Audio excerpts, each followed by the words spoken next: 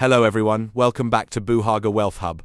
Today, let's talk about something very important in personal finances says. An asset is anything that puts money into your pocket or increases your financial value. In simple terms, it is something that works for you and helps you earn income. Examples of assets include a business that generates profit, rental property, investments like stocks or land, skills that increase your income.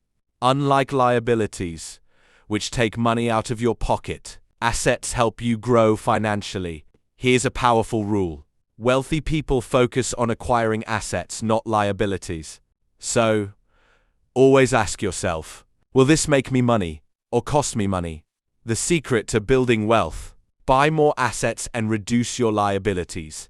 Thank you for watching. Don't forget to like, comment, and subscribe for more financial education.